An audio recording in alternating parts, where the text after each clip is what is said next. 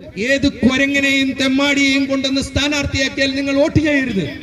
നിങ്ങളുടെ പാർട്ടി ആവട്ടെ ഞങ്ങളുടെ പാർട്ടി ആവട്ടെ, ഒരു സ്ഥാനാർത്ഥിക്ക് യോഗ്യതകൾ വേണം, വിദ്യാഭ്യാസം വേണം, സത്യസന്ധത വേണം. നമുക്ക് സാക്ഷരതയുണ്ട്, പക്ഷെ ഇപ്പോൾ വന്ന് വിദ്യാഭ്യാസത്തിന്റെ അക്ഷരമറിയാത്ത ആൾ വിദ്യാഭ്യാസ മന്ത്രി. അതിന്റെ അകത്ത് അവരൊരു ഡാൻസ് ചേർത്ത്, സൂംബ ഡാൻസ്, എനിക്ക് ഇഷ്ടപ്പെട്ട്.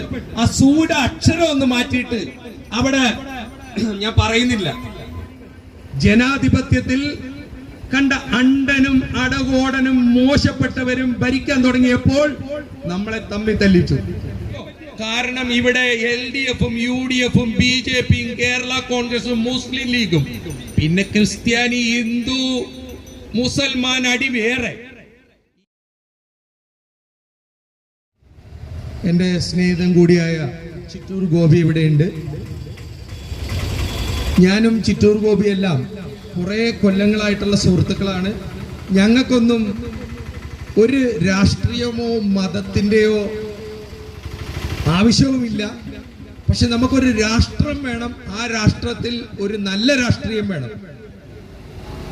ഞാൻ കോൺഗ്രസിലൂടെ കടന്നു വന്നവനാണ്. ഇപ്പോഴും 2020 ഇല്ലാത്ത സ്ഥലത്ത് കോൺഗ്രസിന് വോട്ട് ചെയ്യുന്ന പറയാൻ ആളും കൂടിയാണ്.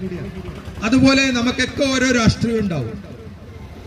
പക്ഷെ നമ്മുടെ രാഷ്ട്രീയത്തിൽ ഒരു തെറ്റ് വന്നാൽ അത് ചൂണ്ടിക്കാണിക്കാൻ അണികൾക്കാവണം. എൻ്റെ സ്കൂൾ കാലഘട്ടത്തിൽ ഞാൻ SFI ആയിരുന്നു.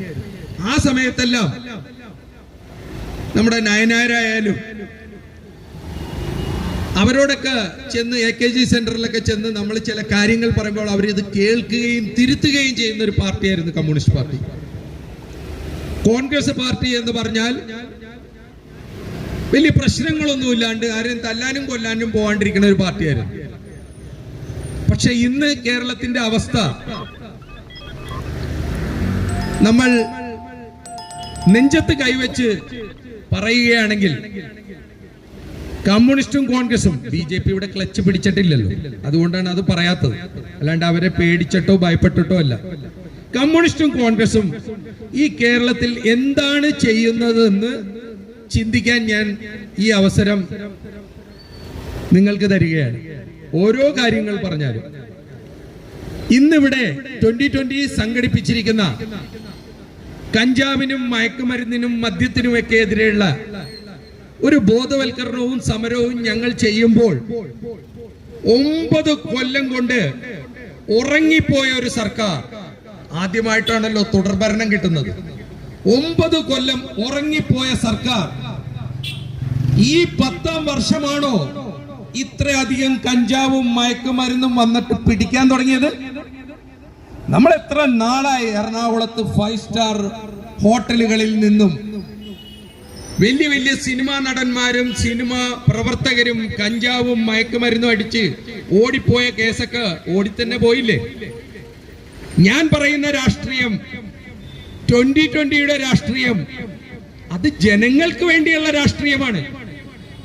നമ്മുടെ മക്കൾക്കും തലമുറക്കും സ്വസ്ഥവും സമാധാനവുമായി ഐശ്വര്യത്തോടുകൂടി ജീവിക്കാനുള്ള രാഷ്ട്രീയമാണ് ഞാൻ പ്രസംഗിക്കുന്നത്.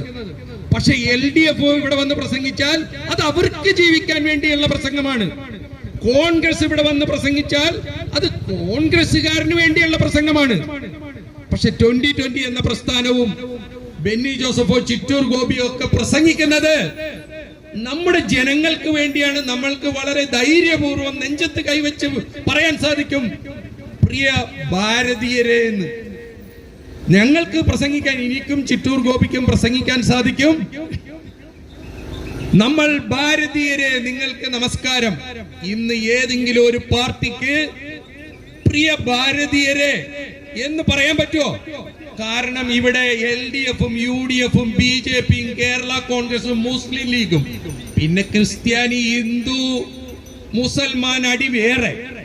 ഈ ഭാരതം ഇത്രയധികം ചിന്നിച്ചിതറിപ്പോവാൻ കാരണം നമ്മുടെ ഐക്യകണ്ഠതയെ, നമ്മുടെ ഒരുമയെ നശിപ്പിച്ചുകൊണ്ടിരിക്കുകയാണ്.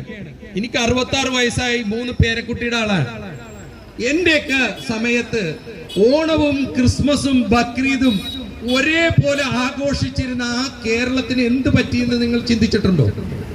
ഈ രാഷ്ട്രീയ തെമ്മാടികൾ ജനാധിപത്യത്തിൽ കണ്ട അണ്ടനും അടകോടനും മോശപ്പെട്ടവരും ഭരിക്കാൻ തുടങ്ങിയപ്പോൾ നമ്മളെ തമ്മിൽ തല്ലിച്ചു.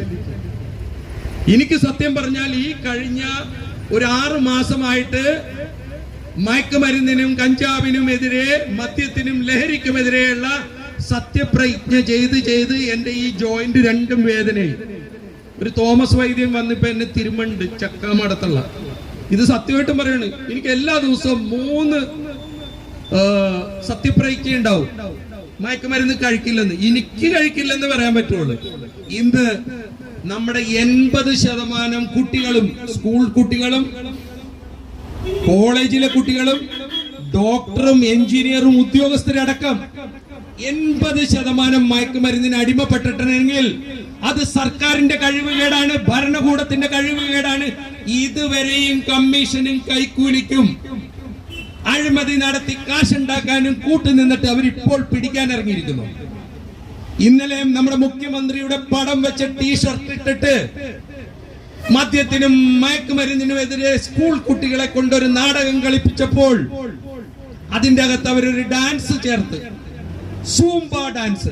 എനിക്ക് ഇഷ്ടപ്പെട്ട് ആ സൂടെ അക്ഷരം ഒന്ന് മാറ്റിയിട്ട് അവിടെ, ഞാൻ പറയുന്നില്ല, അവിടെ ഒന്ന് മൂ ചേർത്താൽ ആ പിള്ളേരെ കൊണ്ട് ആ ഡാൻസാണ് ജയിച്ചത്.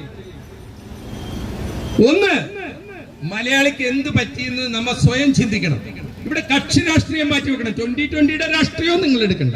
കക്ഷി രാഷ്ട്രീയം മാറ്റി വെച്ചുകൊണ്ട് നമ്മുടെ ചുറ്റുവട്ടത്ത് എന്താണ് സംഭവിക്കുന്നതെന്ന് ആലോചിക്കുമ്പോൾ, എന്താണ് സംഭവിക്കുന്നതെന്ന് പറയുമ്പോൾ, അവിടെ എന്തിനാണ് LDFും UDFും BJPയും ക്രിസ്ത്യാനിയും ഹിന്ദുവും മുസൽമാനും പറയണത്? എന്തിനാണ്? നമ്മുടെ ചുറ്റുവട്ടത്ത് സംഭവിക്കുന്ന കാര്യങ്ങളല്ലേ ഞാൻ പറയണത്. ഇപ്പോൾ നാളെ നമ്മുടെ പ്രധാനമന്ത്രി വിഴിഞ്ഞം തുറമുഖം ഉദ്ഘാടനം ചെയ്യുകയാണ്. വിഴിഞ്ഞം തുറമുഖം ഉദ്ഘാടനം ചെയ്യുമ്പോൾ കൊച്ചിയിൽ കിടന്ന ഞങ്ങൾ കുറച്ച് ചെറുപ്പക്കാർ വിഴിഞ്ഞത്തിന് വേണ്ടി, വിഴിഞ്ഞം വരുവാൻ വേണ്ടി ജനപക്ഷം എന്ന സംഘടന അവിടെ കുറെ സമരങ്ങൾ നടത്തി. നമ്മുടെ ഗാനഗന്ധർവൻ യേശുദാസും അതിൽ പങ്കെടുത്തിരുന്നു. അന്ന് ഞങ്ങൾക്കെതിരെ നിരവധി കേസുകൾ എടുത്ത കമ്മ്യൂണിസ്റ്റുകാർ ഇന്ന് അതിന്റെ അവകാശവാദം പറയുന്നുണ്ടെങ്കിൽ 8 കാലി മമ്മൂഞ്ഞാണ്. ഇന്ന് ഇപ്പോൾ ഇങ്ങോട്ട് വരുമ്പോൾ ഞാൻ ഇവിടെ 8 കാലിനെത്തി. ഒരു 10 മിനിറ്റ് മുൻപ് നമ്മുടെ ഗാനഗന്ധർവൻ യേശുദാസുമായിട്ട് സംസാരിച്ചതിന്റെ ഒരു ചെറിയ ഭാഗം കേൾപ്പിക്കാം. കൊച്ചിക്കാരനായ യേശുദാസ് എന്തിനാണ് വിഴിഞ്ഞത്തിന് വേണ്ടി പ്രവർത്തിക്കുന്നതെന്ന് ചോദിച്ചവരോട് എനിക്ക് പറയാനുള്ളത്, കേരളം, വിഴിഞ്ഞം ലോകത്തിന്റെ കവാടമാവാൻ പോവുകയാണ്. ഷിപ്പിംഗ് ഇൻഡസ്ട്രിയിൽ, ലോകത്ത് ഷിപ്പിംഗ് ഇൻഡസ്ട്രിയിൽ വിഴിഞ്ഞം ലോകത്തിന്റെ കവാടമാവാൻ പോവുകയാണ്. 25 എയർപോർട്ടിന്റെ വരുമാനം ഒരു സീപോർട്ടിൽ നിന്ന് കിട്ടും. ഒരു കപ്പൽ തുറമുഖത്തിൽ നിന്നും 25 എയർപോർട്ടിന്റെ ലാഭം കിട്ടും. കാണാൻ രസം എയർപോർട്ടുകളാണ്. സുന്ദരിമാരായ എയറോസ്റ്റസ്, കോട്ടും സൂട്ടും ഇട്ട യാത്രക്കാർ, കാണാൻ രസമാണ്. പക്ഷേ തുറമുഖം എന്ന് പറഞ്ഞാലോ എല്ലാം വേർത്തൊലിച്ചു നിൽക്കുന്ന പണിക്കാർ, ഇരുമ്പും തുരുമ്പുമായ കപ്പലുകൾ, സാധനം ഇറക്കുന്നതിൽ ഒരു ലുക്കില്ല. പക്ഷെ കാശിന്റെ കാര്യം നോക്കുമ്പോൾ വിഴിഞ്ഞം തുറമുഖം ഇന്ന് ഇന്ത്യയുടെ കവാടമാവുമ്പോൾ, അതിനുവേണ്ടി ജനപക്ഷം പ്രവർത്തിച്ച സമയത്ത് 1-2 കൊല്ലമല്ലാട്ട, 27 കൊല്ലം ജനപക്ഷം ഇതിനുവേണ്ടി പ്രവർത്തിച്ചപ്പോൾ ഞങ്ങൾക്കെതിരെ കേസുകൾ എടുക്കുകയും എനിക്കും ദാസേട്ടനും വിഴിഞ്ഞത്ത് റിയൽ എസ്റ്റേറ്റ് ആണ് ബിസിനസ് എന്ന് പറഞ്ഞ് എന്നെ വിഴിഞ്ഞം പോലീസ് അറസ്റ്റ് ചെയ്ത് വെച്ചപ്പോഴും ദാസേട്ടനാണ് എം ബേബിയെയും അച്യുതാനന്ദനെയും വിളിച്ച് എന്നെ പോലീസ് സ്റ്റേഷനിൽ നിന്ന് ഇറക്കിയത്. അന്ന് ഞാൻ അവിടെ എഴുതി കൊടുത്തത്, എനിക്ക് വിഴിഞ്ഞത്ത് ഒരു തുണ്ട് ഭൂമിയില്ല, 1 സെന്റ് ഭൂമിയില്ല. വിഴിഞ്ഞത്ത് മാത്രമല്ല, എനിക്ക് തിരുവനന്തപുരത്തോ കൊല്ലത്തോ എനിക്ക് 1 സെന്റ് ഭൂമിയില്ല. ഞാൻ എറണാകുളത്തുകാരനാണ്, എറണാകുളത്ത് എനിക്ക് സ്ഥലവും വീടും ഒക്കെ ഉണ്ട്. അപ്പൊ ദാസേട്ടൻ പറഞ്ഞ ചില വാക്കുകൾ നിങ്ങളെ ഞാൻ കേൾപ്പിക്കാം. ഇപ്പോൾ ഒരു 5 മിനിറ്റ് മുമ്പ് സംസാരിച്ചാണ്, മുഴുവൻ കേൾപ്പിക്കാൻ പറ്റൂല, ഞങ്ങളുടെ സ്വകാര്യ സംസാരങ്ങളും അതിൻ്റെ അകത്തുണ്ട്.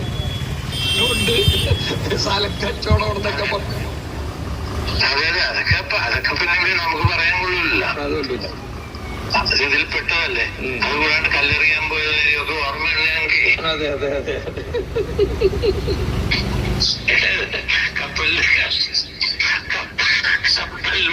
ചോദിച്ചതേ. അവര് അമേരിക്കക്കാരെ പേടിപ്പിക്കാൻ പോയി. അതെ അതെ. നമ്മളെന്ന വിഴിഞ്ഞം തുറമുഖത്തിന്റെ പ്രോജക്ട് റിപ്പോർട്ട്, നമ്മൾ പഠിച്ച റിപ്പോർട്ട് കൊടുക്കാൻ സെക്രട്ടേറിയറ്റിൽ നിൽക്കണം. അതെ അതെ അതെ. അവസാനം നമ്മൾ വിജയകുമാറിന് കൊടുത്തത് കൊടുക്കുകയും ചെയ്ത് ചീഫ് മിനിസ്റ്റർ ഓഫീസിൽ നിന്ന് സീൽ ചെയ്ത് ഒപ്പിട്ടും മേടിച്ചു. അതെ അതൊക്കെ നല്ല പണി ചെയ്യാൻ അറിയാലോ നമുക്ക്. ആദ്യം പറഞ്ഞില്ല ചീഫ് മിനിസ്റ്റർ. അപ്പൊ ഈ വിഴിഞ്ഞം തുറമുഖത്തിന് കൊച്ചിക്കാരൻ ദാസേട്ടൻ എന്തിനാ പണിയെടുത്തെന്ന് ചോദിച്ച ആൾക്കാരുണ്ട്. വിഴിഞ്ഞം തുറമുഖം നമ്മുടെ എല്ലാമാണ്. ഞാൻ ഈ ലഹരി വിരുദ്ധ സമരത്തിന്റെ ഇടയിൽ ഇതൊക്കെ പറയണേ എന്തിനാണെന്ന് വെച്ചാൽ, എപ്പോഴാണ് നമ്മൾ കഞ്ചാവിനും മയക്കുമരുന്നിനും മദ്യത്തിനൊക്കെ എപ്പോഴാണ് നമ്മൾ അടിമപ്പെടുന്നതെന്ന് എന്നെ ശ്രമിക്കുന്നവർ ഒന്ന് ചിന്തിച്ചു നോക്കിയേ. നമ്മൾക്ക് ഒരു പ്രതീക്ഷയില്ലാതിരിക്കുമ്പോൾ, നമുക്കൊരു ഗതി ഇല്ലാതിരിക്കുമ്പോൾ, നമ്മൾ സങ്കടപ്പെട്ടിരിക്കുമ്പോൾ, നമുക്കാകെ വിഷമം വരുമ്പോൾ, അങ്ങനെയാണ് ഞാൻ പറഞ്ഞു കേട്ടത്. എന്താണ് എനിക്ക് ആകെ മൂഡ് ഓഫ് ആണ്. പിന്നെ സന്തോഷം വന്നാലും നമ്മൾ അടിക്കാൻ തുടങ്ങി. ആദ്യകാലത്തില്, എന്റെയൊക്കെ ചെറുപ്പകാലത്തില് അല്ലെങ്കിൽ ചിറ്റൂർ ഗോപി അങ്ങനെ അല്ലായിരുന്നു. ആദ്യം ദുഃഖം വരുമ്പോൾ കള്ളു കുടിക്കുമായിരുന്നു, സന്തോഷം വരുമ്പോ അങ്ങനെ അടിച്ചു കയറുന്ന പരിപാടിയില്ല. അത് വല്ല ഫ്രണ്ട്സ് ഒക്കെ ആയിട്ട് 1-2. ഇപ്പൊ അങ്ങനെയല്ല. ദുഃഖം വന്നാൽ, സന്തോഷം വന്നാൽ, വീട്ടിൽ കൊച്ചുണ്ടായാൽ, എന്തിനു പറയുന്നു, കാർന്നൊരു വടിയായാലും അപ്പൊ തന്നെ വിളിച്ചു പറയും, എടാ അപ്പം മരിച്ച്, നീ വരുമ്പോ ഒരു കുപ്പി മേടിച്ചിട്ട് വരും. അടുത്തവനെ വിളിച്ചിട്ട് പറയും, എടാ അപ്പം മരിച്ച്, നീ വരുമ്പോ ടച്ചിങ്സ് കൊണ്ടുവരുന്നു. കാരണം മരണ വീട്ടിലും കല്യാണ വീട്ടിന്റെയും പുറകിൽ ഈ മദ്യം വിളമ്പുന്ന ഒരു പരിപാടിയുണ്ട്. അപ്പൊ എനിക്ക് പറഞ്ഞു വരാനുള്ളത്, LDFും UDFും BJPയും ജനങ്ങളെ സംരക്ഷിച്ചുകൊണ്ട്, നാടിനെ സംരക്ഷിച്ചുകൊണ്ട് ഈ നാട് ഭരിക്കുകയാണെങ്കിൽ 2020 ആവശ്യമുണ്ടോ? ഇല്ല. അപ്പൊ 2020 സാബു എം ജേക്കബ് മുഖ്യമന്ത്രിയാവാനോ മന്ത്രിയാവാനോ ഈ പറയുന്ന ബെന്നി ജോസഫ് നിങ്ങളുടെ എല്ലാം മുമ്പിൽ സാക്ഷ്യമായിട്ട് പറയുന്നു, ഞാൻ ഒരിക്കലും ഒരു MLAയോ MP ആവാനോ ഒരു പഞ്ചായത്ത് മെമ്പർ ആവാൻ പോലും അല്ല ഞാൻ ഇതിന്റെ പുറകെ കൂടിയിരിക്കുന്നത്. നന്മ എവിടെയുണ്ടോ, നന്മ എവിടെ ചെയ്യാൻ സാധിക്കുമോ, മരിക്കുന്നതിന് മുമ്പ് എന്തെങ്കിലും നല്ല കാര്യം ചെയ്യാൻ പറ്റുമോ അവിടെ ക്ഷണിക്കാതെയും പോകും. അപ്പൊ എനിക്ക് ഇവിടെ പറയാനുള്ളത്, ഏതൊരു പരിപാടിക്ക് പോയാലും 25 വയസ്സിന് താഴെയുള്ള ഒരാളെയും നമ്മൾ കാണാറില്ല. എന്നാൽ വേടന്റെ പാട്ടിന് കഞ്ചാവടിച്ച ഒരു പെണ്ണ് ഇപ്പൊ ട്രൗസർ ഇട്ടിട്ട് ഒരു പാട്ട് പാടുന്നുണ്ട്. എല്ലാ പാട്ടും ഹരിവരാസനം തൊട്ട് സ്വർഗസ്ഥനായ ഞങ്ങളുടെ പിതാവേ വരെയും കഞ്ചാവടിച്ച് ട്രൗസർ ഇട്ടിട്ട് വേറെ രീതി പാടും. ഗോപി നല്ലൊരു പാട്ടുകാരനാണ് അല്ലേ? ആകാശങ്ങളിൽ ഇരിക്കും ഞങ്ങളുടെ ദൈവമേ എന്നൊക്കെ പള്ളി പാടുന്ന പാട്ട് ഇപ്പൊ കഞ്ചാവ് അടിച്ച് പാടുമ്പോൾ അതിനൊരു ട്യൂണും ബാക്ക്ഗ്രൗണ്ടൊക്കെ ഇട്ടിട്ട് ആകാശത്തില് മാലാകെ, ആകാശത്തില് ദൈവമേ നീ ചാടി വരൂ ഓടി വരൂ, ആ പാട്ട് ഹിറ്റ് ആവും. അതുകൊണ്ടാണല്ല പോണ വട്ടി തെണ്ടി എന്നൊക്കെ പറഞ്ഞൊരു പാട്ട് വന്ന് ഭയങ്കര ഹിറ്റായി അല്ലേ, രാക്ഷസി. അപ്പൊ ഞാൻ പറഞ്ഞു വരുന്നത്, ഇത്രയും മതസൗഹൃദമുള്ള, ഇത്രയും സംസ്കാരമുള്ള, ഇത്രയും സാക്ഷരതയുള്ള മലയാളിക്ക് ഇത് എന്ത് പറ്റി? നമുക്ക് സാക്ഷരതയുണ്ട്, പക്ഷെ ഇപ്പോൾ വന്ന് വിദ്യാഭ്യാസത്തിന്റെ അക്ഷരമറിയാത്ത ആൾ വിദ്യാഭ്യാസ മന്ത്രി സ്വന്തം പേരെഴുതിയാൽ ഇവിടെ കാക്കതൂറിയോ എന്ന് ചോദിക്കുന്ന അവസ്ഥയിൽ അവർ പഠിപ്പിക്കുന്ന കുട്ടികൾ ഇന്ന് പഞ്ചായത്തിന്റെ പേരെഴുതാനോ അപ്പന്റെ പേരെഴുതാനോ പറ്റാത്തവരാണ് 10ാം ക്ലാസ് പാസ്സാവണമെന്ന് പറഞ്ഞാൽ. പ്രത്യേകിച്ചും കേരള സിലബസിൽ പാസ്സാവുന്ന കുട്ടികൾ സ്വന്തം പിതാവിന്റെ പേരോ പഞ്ചായത്തിന്റെ പേരോ എഴുതാൻ പറ്റണില്ലെന്ന് ഞാനല്ല പറഞ്ഞത്, വിദ്യാഭ്യാസത്തിന്റെ സെക്രട്ടറിയാ പറഞ്ഞത്. കൂടുതൽ ദീർഘിപ്പിക്കുന്നില്ല. ഇനിയും നിരവധി സ്ഥലത്ത് ആൾക്കാരെ ബോധവൽക്കരിക്കാനുണ്ട്. ബോധം നഷ്ടപ്പെട്ട് കിടക്കുന്ന ജനത കക്ഷി രാഷ്ട്രീയം മാറ്റിവെച്ചുകൊണ്ട് സത്യവും ധർമ്മവും നീതിയും രാജ്യസ്നേഹമുള്ള എവനെ വേണമെങ്കിലും നിങ്ങൾ തെരഞ്ഞെടുത്തോ. മേലാൽ LDF UDF BJP 2020 എന്നൊന്നും പറഞ്ഞല്ല നിങ്ങൾ ജനങ്ങൾക്ക് വോട്ട് കൊടുക്കേണ്ടത്. ഇവൻ ഞങ്ങളുടെ പാർട്ടിയാണെന്നും പറഞ്ഞല്ല വോട്ട് കൊടുക്കേണ്ടത്. ഏത് കുരങ്ങനെയും തെമ്മാടിയെയും കൊണ്ടുവന്ന് സ്ഥാനാർത്ഥിയാക്കിയാൽ നിങ്ങൾ വോട്ട് ചെയ്യരുത്. നിങ്ങളുടെ പാർട്ടി ആവട്ടെ ഞങ്ങളുടെ പാർട്ടി ആവട്ടെ, ഒരു സ്ഥാനാർത്ഥിക്ക് യോഗ്യതകൾ വേണം, വിദ്യാഭ്യാസം വേണം, സത്യസന്ധത വേണം, രാജ്യസ്നേഹം വേണം, മനുഷ്യത്വം വേണം. ഇതൊന്നും ഇല്ലാത്തവർ ഭരിക്കുമ്പോൾ 1/2 കിലോ അരി കിട്ടാൻ ബുദ്ധിമുട്ടുന്ന ഈ നാട്ടിൽ 5 കിലോ കഞ്ചാവ് നിങ്ങൾക്ക് എവിടെന്ന് വേണമെങ്കിലും 5 കിലോ കഞ്ചാവ് കിട്ടുന്ന കേരളമാക്കിയത് ആരാണ്? 9 കൊല്ലം മിണ്ടാണ്ടിരുന്ന ഭരണകക്ഷിയാണെന്ന് പറയാൻ എനിക്ക് ഒരു മടിയുമില്ല. അതിന് ഓശാന പാടിയ പ്രതിപക്ഷവും. അല്പം രാഷ്ട്രീയം പറയാണ്ട് മുന്നോട്ട് പോകാൻ പറ്റില്ല. അതുകൊണ്ട് നിങ്ങളുടെയൊക്കെ മക്കൾ സ്വന്തം അമ്മയെ കൊല്ലുന്ന, ജന്മം തന്ന മാതാവിനെ കൊല്ലുന്ന മക്കൾ വളർന്നു വന്നാൽ അവർക്ക് DGP മുഖ്യമന്ത്രിയും ജഡ്ജിയും കളക്ടറും ഒന്നും അല്ലെന്ന് ഓർത്തോണം. പെറ്റ തള്ളയെ കൊല്ലുന്നവൻ DGP-നെ കൊല്ലും, മുഖ്യമന്ത്രിയെ കൊല്ലും, MLA-യും MP-യെയും കൊല്ലും. കാരണം അവൻ പെറ്റ തള്ളയെ കൊല്ലുകൊണ്ട് ബോധമില്ലാണ്ട്. അപ്പോൾ ഇത്രയധികം കഞ്ചാവും മയക്കുമരുന്നും ഇവിടെ വളർന്നു വന്ന് മന്ത്രിമാർക്ക് താടിക്ക് തട്ട് കിട്ടും, കളക്ടർക്കും എക്സൈസിനും DYSP-ക്കും DGP-ക്കും തട്ട് കിട്ടുമെന്ന് മനസ്സിലായപ്പോൾ സ്വന്തം ടീഷർട്ടൊക്കെ ഇട്ട് ഇങ്ങടെ ഇറക്കിയേക്കാണ്. ഒരുവിധം ബോധമുള്ള മക്കളൊക്കെ വിദേശത്താണ്.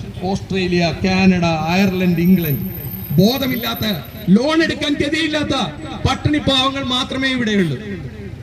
ഏതായാലും ഈ 2020-യുടെ മദ്യത്തിനും മയക്കുമരുന്നിനുമുള്ള എതിരെയുള്ള ഈ സമര പരിപാടി 2020 സംഘടിപ്പിച്ചേക്കണത് 2020-ക്ക് 4 വോട്ടിന് വേണ്ടിയല്ല. ജനങ്ങളെല്ലാം അറിഞ്ഞിരിക്കണം, ഇത് വലിയൊരു വിപത്താണ്.